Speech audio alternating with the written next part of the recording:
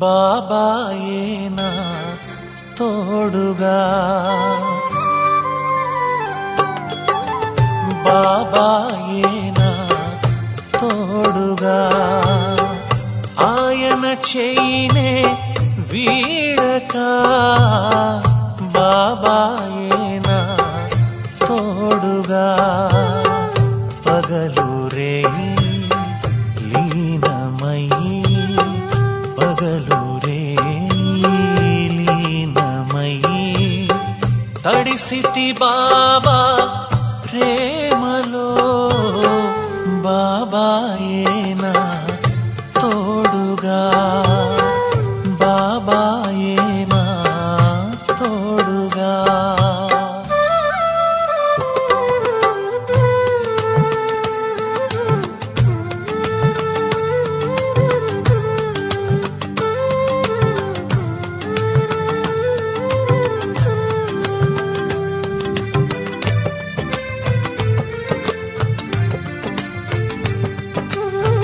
ప్రియమైన బాబా ఎందరిలోనూ మననే ఎంచుకున్నారు,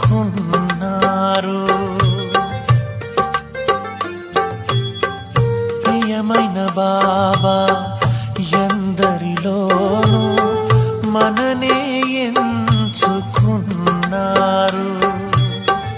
ఈ భువి పైన తానవతరించి మా సర్వస్వం అయ్యారు. మనసులోనే నిండెను బాబా, కనులలోనే నిండెను బాబా, అనునిత్యం నీ ఊసులే, బాబాయేనా తోడుగా, బాబాయేనా తోడుగా.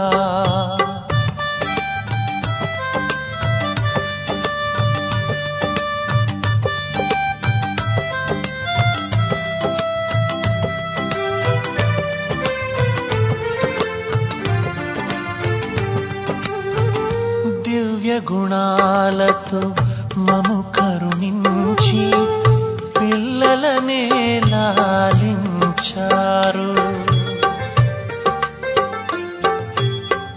దివ్య గుణాలతో మము కరుణించి పిల్లలనే లాలించారు. జగమంతటిని తన అడుగుల్లో ఒకటిగానే నడిపారు. అనునిత్యం తన తోడుంటే, అనునిత్యం తన తోడుంటే ఉండగలదా అలజడే, బాబాయేనా తోడుగా,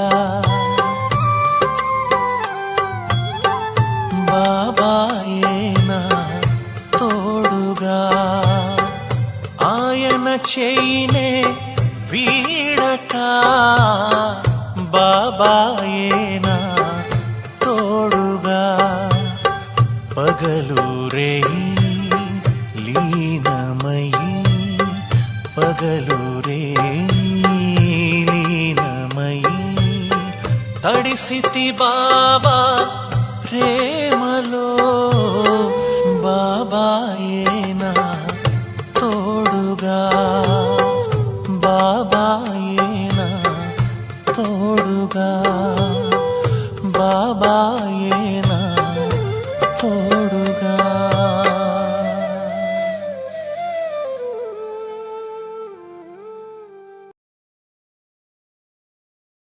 ఓం శాంతి. మురళీ డేట్ 6/5/2025. మధురమైన పిల్లలారా, స్మృతిలో ఉండేందుకు శ్రమ చేస్తే పావనమవుతారు. ఇప్పుడు తండ్రి మనకి చదివిస్తూ ఉన్నారు, తర్వాత వెంట తీసుకువెళ్తారు. ప్రశ్న: ఏ సందేశాన్ని మీరు అందరికీ ఇవ్వాలి? జవాబు: ఇప్పుడు ఇంటికి వెళ్ళాలి కాబట్టి పావనంగా అవ్వండి. పతిత పావనులైన తండ్రి చెప్తూ ఉన్నారు, నన్ను స్మృతి చేస్తే పావనంగా అవుతారు. ఈ సందేశం అందరికీ ఇవ్వండి. పిల్లలు, మీకు తండ్రి పరిచయం ఇచ్చారు. ఇప్పుడు తండ్రిని ప్రత్యక్షం చేయడం మీ కర్తవ్యం.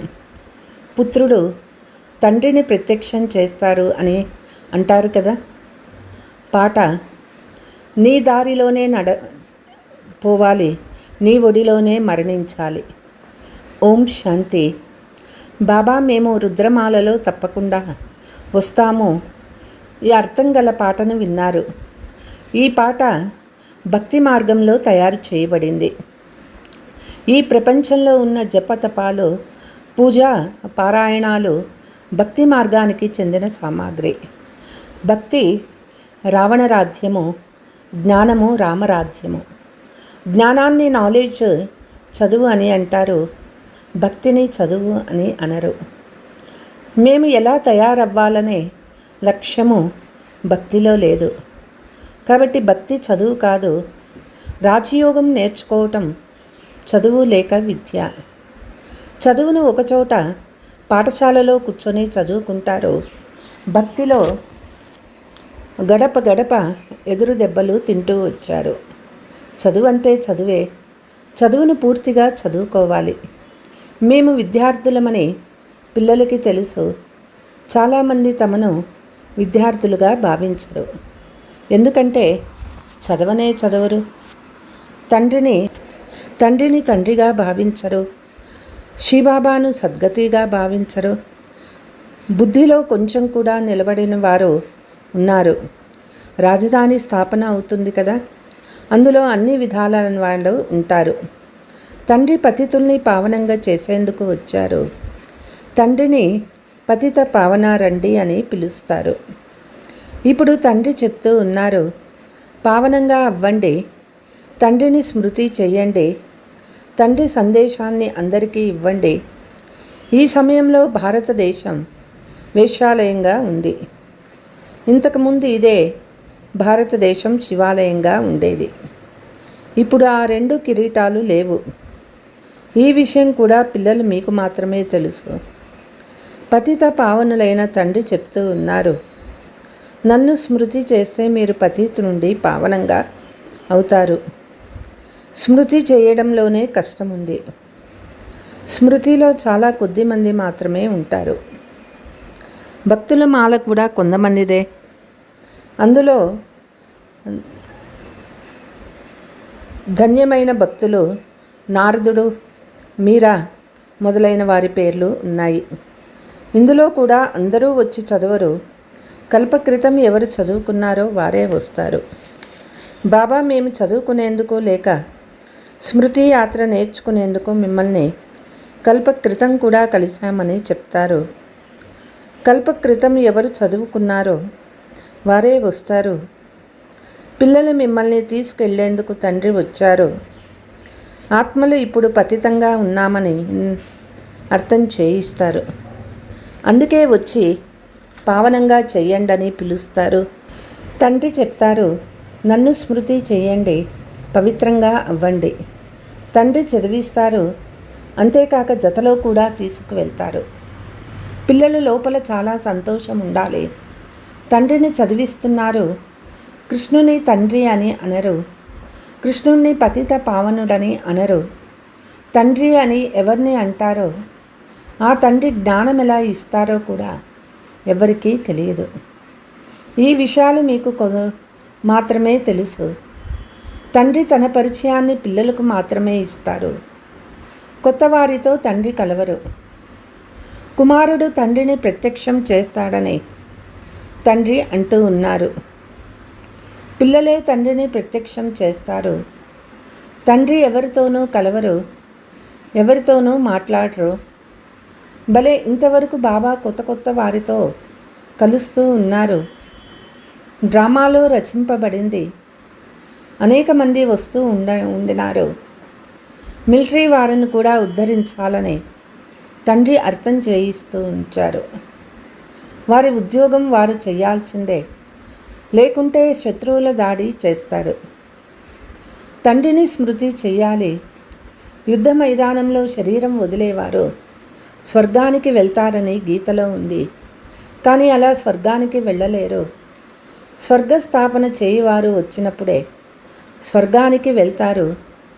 స్వర్గం అంటే ఏమిటో కూడా ఎవరికీ తెలియదు. ఇప్పుడు పిల్లలు మీరు పంచవికారాలనే రావణ్తో యుద్ధం చేస్తారు. అశరీరీ భవ అని తండ్రి చెప్తూ ఉన్నారు. స్వయాన్ని ఆత్మగా నిశ్చయం చేసుకొని తండ్రి స్మృతి చేయండి. ఇతరులెవ్వరూ ఇలా చెప్పలేరు. సర్వశక్తివంతులని ఒక్క తండ్రిని తప్ప ఇతరులెవ్వరిని అనరు. బ్రహ్మ విష్ణు శంకర్లను కూడా సర్వశక్తివంతులని అనరు. సర్వశక్తివంతుడు ఒక్క తండ్రి మాత్రమే. వరల్డ్ ఆల్మైటీ అథారిటీ జ్ఞానసాగరులని ఒక్క తండ్రిని మాత్రమే అంటారు. ఈ సాధు సత్పురుషులు శాస్త్రాల అథారిటీ, భక్తిని కూడా అథారిటీ అని అనరు. వారు శాస్త్రాలకు అథారిటీ. వారి ఆధారమంతా శాస్త్రాలే. భక్తికి ఫలము భగవంతుడు ఇస్తారని భావిస్తారు. భక్తి ఎప్పుడు ప్రారంభమైందో ఎప్పుడు పూర్తి అవుతుందో ఎవరికీ తెలియదు. భక్తితో భగవంతుడు రాజీ అవుతారని సంతోషిస్తారని భక్తులు భావిస్తారు. భగవంతుణ్ణి కలుసుకోవాలనే కోరిక ఉంటుంది. అయితే వారు ఎవరు భక్తి రాజీ అవుతారు? వారినొక్కరినే భక్తి చేసినప్పుడే కదా వారు రాజీ అయ్యేది. శంకరుణ్ణి భక్తి చేస్తే తండ్రి ఎలా రాజీ అవుతారు? హనుమంతుణ్ణి భక్తి చేస్తే తండ్రి రాజీ అవుతారా? సాక్షాత్కారం అవుతుంది, అది తప్ప ఇంకేమీ లభించదు. తండ్రి చెప్తూ ఉన్నారు, భలే సాక్షాత్కారం అయితే చేయిస్తాను, కానీ నాతో కలుస్తారని కాదు. అలా వారు కలవలేరు. మీరు నాతో కలుస్తారు. భగవంతుణ్ణి కలుసుకునేందుకు భక్తులు భక్తి చేస్తారు. భగవంతుడు ఏ రూపంలో వచ్చి కలుస్తారో తెలియదని అంటారు. అందుకనే దానిని గుడ్డి నమ్మకము అని అంటారు. ఇప్పుడు మీరు తండ్రిని కలుసుకున్నారు. నిరాకార తండ్రి శరీరాన్ని ధారణ చేసినప్పుడే నేను మీ తండ్రిని అని తన పరిచయాన్ని ఇస్తారని మీకు తెలుసు. 5000 సంవత్సరాల క్రితం మీకు కూడా రాజ్యభాగ్యాన్ని ఇచ్చారు. ఆ తర్వాత మీరు 84 జన్మలు తీసుకోవలసి వచ్చింది. ఈ సృష్టి చక్రం తిరుగుతూ ఉంటుంది. ద్వాపర యుగం తర్వాతనే మిగిలిన ధర్మాలు వస్తాయి. వారు తమ తమ ధర్మాలను స్థాపిస్తారు. ఇందులో గొప్పలు చెప్పుకునే ఏ విషయమూ లేదు. గొప్పతనం అనేది ఏమీ లేదు. బ్రహ్మది కూడా గొప్పతనం ఏముంది? తండ్రి వచ్చి ప్రవేశించినప్పుడే అతని గొప్పతనం. లేకుంటే ఇతను వ్యాపారం చేసేవారు. నాలో భగవంతుడు వస్తారని ఇతనికి కూడా తెలియదు. నేను ప్రవేశించి ఇతనిలో ఎలా ప్రవేశించానో అర్థం చేయిస్తాను. నాదంతా నీది, నీదంతా నాది అని తనువు మనస్సు ధనాల ద్వారా నాకు సహాయకారిగా అయితే అందుకు ఫలితం నీకు ఇది లభిస్తుందని ఇతనికి చూపించాను. తండ్రి చెప్తూ ఉన్నారు, నేను సాధారణ తనువులో ప్రవేశిస్తాను. ఇతనికి తన గత జన్మల గురించి తెలియదు. కానీ నేను ఎప్పుడు వస్తానో ఎలా వస్తానో ఎవరికీ తెలియదు. సాధారణ శరీరంలో తండ్రి వచ్చారని ఇప్పుడు మీరు చూస్తూ ఉన్నారు. ఇతని ద్వారా మనకు జ్ఞాన యోగాలు నేర్పిస్తారు. జ్ఞానమైతే చాలా సులభము. నరకద్వారము మూయబడి స్వర్గద్వారం ఎలా తెరుచుకుంటుందో మీకు తెలుసు. ద్వాపర యుగంలో రావణ రాజ్యం ప్రారంభమవుతుందని, అంటే నరకద్వారం తెరవబడుతుంది. కొత్త ప్రపంచము, పాత ప్రపంచము రెండూ సగం సగం ఉంటాయి. కనుక ఇప్పుడు తండ్రి చెప్తూ ఉన్నారు, నేను పిల్లలైన మీకు పతీతు నుండి పావనమయ్యే యుక్తి తెలుపుతాను. తండ్రిని స్మృతి చేస్తే జన్మాంతరాల పాపాలు నశిస్తాయి. ఈ జన్మలో చేసిన పాపాలు కూడా తెలపాలి. ఏ ఏ పాపాలు చేశామో గుర్తుంటాయి. ఏవేవి దాన పుణ్యాలు చేశామో కూడా గుర్తుంటాయి కదా. ఈ బ్రహ్మకు తన బాల్యం గురించి గుర్తుంది కదా. కృష్ణుని పేరు శ్యామసుందరుడు. దాని అర్థం ఎప్పుడూ ఎవరి బుద్ధిలో తెలియదు. పేరు శ్యామసుందరుడైతే చిత్రము నల్లగా చేసేశారు. రఘునాథ మందిరంలో చూస్తే అక్కడ కూడా నల్లగానే, హనుమాన్ మందిరంలో చూసినా నల్లగానే, అందరినీ నల్లగా చేసేశారు. ఇది పతిత ప్రపంచము. పిల్లలు మనకు నలుపు నుండి తెలుపుగా అవ్వాలనే చింత ఉంది. అందుకే మీరు తండ్రి స్మృతిలో ఉంటారు. ఇది అంతిమ జన్మ అని తండ్రి చెప్తూ ఉన్నారు. తండ్రి స్మృతి చేస్తే పాపాలు భస్మమైపోతాయి. తండ్రి మనల్ని తీసుకువెళ్లేందుకు వచ్చారని మీకు తెలుసు. కాబట్టి తప్పకుండా శరీరాలను ఇక్కడే వదిలేస్తారు. శరీరాలతో తీసుకువెళ్ళరు. పతిత ఆత్మలు కూడా వెళ్ళలేరు. తండ్రి పావనంగా అయ్యే యుక్తిని తప్పకుండా తెలుపుతారు. నన్ను స్మృతి చేస్తే మీ వికర్మలు వినాశమవుతాయి. భక్తి మార్గంలో అందరిది గుడ్డి నమ్మకం. శివకాశి అని అంటారు. శివుడు గంగను తెచ్చాడని అంటారు. భగీరథుని ద్వారా గంగ వచ్చింది అని కూడా అంటారు. మరి తల నుండి గంగ ఎలా వస్తుంది? భగీరథుడు కొండపైన ఏమైనా కూర్చొని ఉన్నాడా? అతని జడ నుండి గంగ వస్తుందా? సముద్రం నుండి ఆవిరై వర్షిస్తుంది. ఆ నీరు ప్రపంచమంతా ప్రవహిస్తుంది. నదులైతే అన్ని వైపులా ఉన్నాయి. కొండలపై మంచు ఏర్పడుతుంది. అక్కడ నుండి కూడా నీరు వస్తూ ఉంటుంది. కొండ గుహల్లో ఉండే నీరు బావుల్లోకి వస్తాయి. వీటన్నిటికీ ఆధారం వర్షమే. వర్షము పడకుంటే బావులు కూడా వెండిపోతాయి. బాబా మనల్ని పావనంగా చేసి స్వర్గానికి తీసుకువెళ్ళండి అని కూడా అంటారు.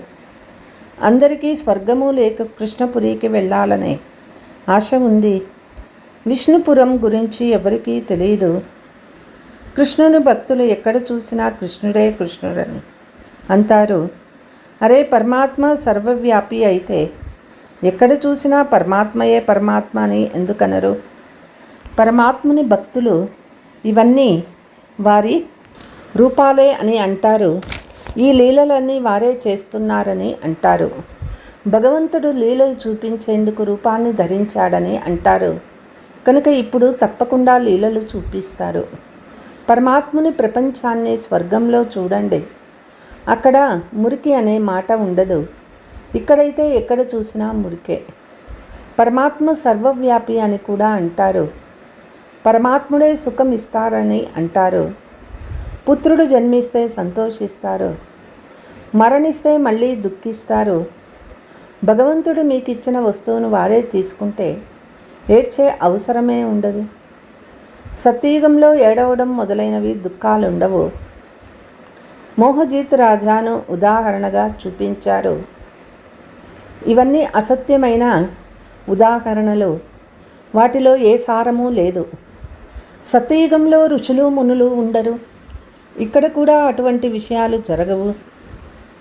మోహజీత్ రాజా ఎవరు ఉండరు. భగవాను వాచ, యాదవులు, కౌరవులు, పాండవులు ఏం చేసి వెళ్ళారు? మీకు తండ్రితో యోగమున్నది. తండ్రి చెప్తూ ఉన్నారు, పిల్లలు మీ ద్వారా నేను భారతదేశాన్ని స్వర్గంగా చేస్తాను. ఇప్పుడు ఎవరైనా పవిత్రంగా అవుతారో వారు పవిత్ర ప్రపంచానికి అధిపతులు అవుతారు. ఎవరు నన్ను కలిసినా వారికి భగవంతుడు నన్నొక్కరినే స్మృతి చేయమంటున్నారు అని చెప్పండి. నాపై మీరు ప్రీతిని ఉంచండి. ఇతరులెవ్వరినీ స్మృతి చేయకండి. ఇది అవ్యభిచారి స్మృతి. ఇక్కడ ఏ అభిషేకాలు మొదలైనవి చేసే పని లేదు. భక్తి మార్గంలో వృత్తి వ్యాపారాదులు చేస్తున్నా స్మృతి చేస్తూ ఉండినారు కదా. గురువులు కూడా నన్ను స్మృతి చేయండి, మీ పతిని స్మృతి చేయకండి అని చెప్తారు. పిల్లలు మీకు ఎన్నో విషయాలు అర్థం చేయిస్తున్నారు. ముఖ్యమైనది అందరికీ ఈ సందేశం ఇవ్వండి, నన్నొక్కరినే స్మృతి చెయ్యండి అని తండ్రి చెప్తూ ఉన్నారు. బాబా అంటే భగవంతుడు. భగవంతుడు నిరాకారుడు. కృష్ణుణ్ణి భగవంతుడని అనరు. కృష్ణుడు ఒక బాలుడు. శ్రీబాబా ఇతనిలో రాకుంటే మీరు ఉండేవారా? శ్రీబాబా ఇతని ద్వారా మిమ్మల్ని దత్తు చేసుకొని తనవారిగా చేసుకున్నారు. ఇతను తల్లే కాక తండ్రి కూడా. తల్లి సాకారంలో ఉండాలి కదా. వారు తండ్రి కనుక ఇటువంటి విషయాలు మంచి రీతిగా ధారణ చేయండి. పిల్లలు మీరు ఎప్పుడూ ఈ విషయాలలో తికమకపడరాదు. చదువును ఎప్పుడూ వదిలేయరాదు. చాలామంది పిల్లలు సాంగత్య దోషంలోకి వచ్చి అలిగి తమ సొంత పాఠశాలలను తెరుచుకుంటారు. పరస్పరం కొట్లాడుకొని సొంత పాఠశాలను తెరుచుకుంటే అది మూర్ఖత్వము. అలిగితే పాఠశాల తెరుచుకునేందుకు అర్హతే లేదు. మీ దేహాభిమానం సాగదు. ఎందుకంటే బుద్ధిలో శత్రుత్వం అంటూ అదే గుర్తుకొస్తుంది. ఎవరికి ఏమీ అర్థం చేయించలేరు. ఎవరికి జ్ఞానం ఇస్తారో వారు వేగంగా ముందుకెళ్తారు. జ్ఞానం ఇచ్చిన వారు కొంతమంది కింద పడిపోతారు. నాకంటే వారి స్థితే బాగుంది అని కూడా అర్థం చేసుకుంటారు. చదువుకొని వారు రాజులుగా, చదివించేవారు దాసీలుగా అవుతారు. ఇటువంటి వారు కూడా ఉన్నారు. పురుషార్థం చేసి బాబా మెడలో హారం అవ్వాలి. బాబా జీవించి ఉండే నేను మీ వారిగా అయ్యాను తండ్రితో చెప్పాలి. తండ్రి స్మృతి ద్వారానే నావ ఆవలి తీరానికి చేరుతుంది. अच्छा मीठे मीठे सिकीलते बच्चों प्रति मात पिता बाप दादा का याद प्यार और गुड मॉर्निंग. रूहानी बाप की रूहानी बच्चों को नमस्ते. हम रूहानी बच्चों की रूहानी मात पिता बाप दादा को याद प्यार गुड मॉर्निंग నమస్తే. ధారణ: ఎప్పుడూ ఏ విషయంలోనూ తికమక పడరాదు. పరస్పరం అలిగి చదువును వదిలేయకూడదు. శత్రుత్వాన్ని చేసుకొనుట కూడా దేహాభిమానమే. సాంగత్య దోషం నుండి మిమ్మల్ని మీరు చాలా సంభాళించుకోవాలి. పావనంగా అవ్వాలి. మీ ప్రవర్తన ద్వారా తండ్రిని ప్రత్యక్షం చేయాలి. ప్రీతి బుద్ధి కలవారిగా అయ్యి ఒక్క తండ్రి అవ్యభిచారి స్మృతిలో ఉండాలి. తనువు మనస్సు ధనం ద్వారా తండ్రి కార్యంలో సహయోగులుగా అవ్వాలి. వరదానము: న్యారా మరియు ప్యారా రహస్యాన్ని తెలుసుకొని రాజీగా ఉండే రాజీయుక్త భవ.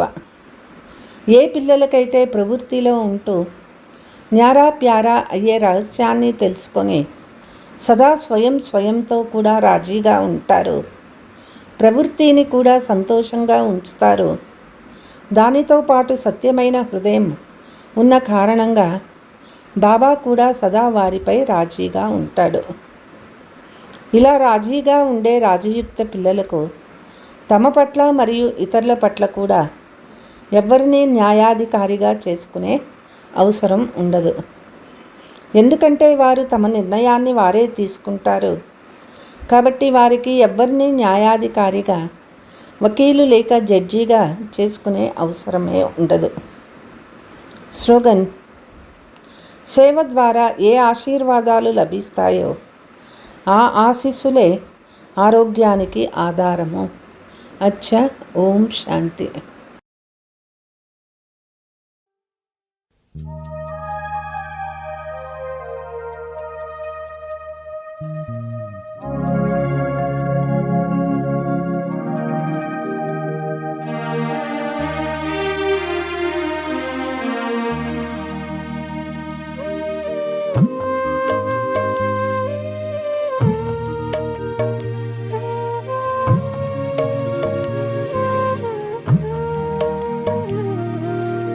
ఎప్పుడైతే నీవు మెదిలావు మదిలో, నా జగమందు ప్రతిదీ మధురములే.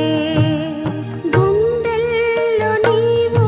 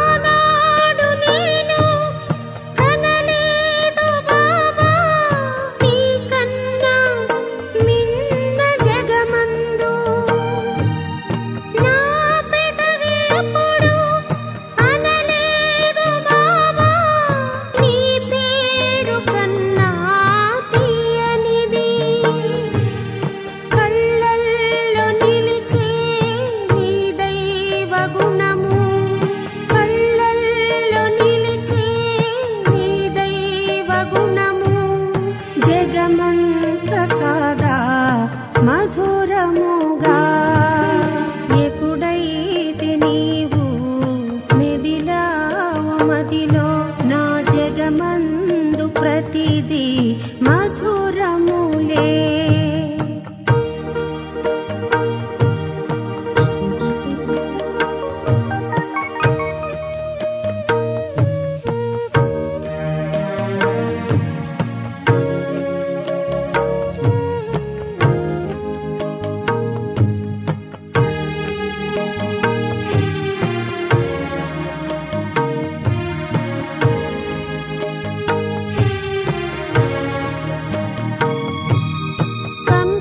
సంస్కారమంతా నేర్పావు బాబా, నీ దారిలోన మమ్ము నడిపి,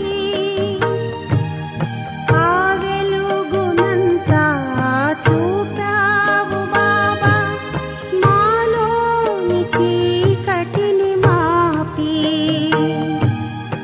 ఆకాశమంతా నీ ప్రేమలోన, ఆకాశమంతా నీ ప్రేమలోన కడితావు మమ్ము మా బాబా.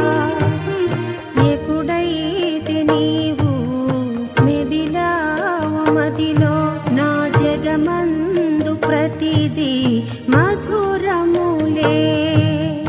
ఆ ఆ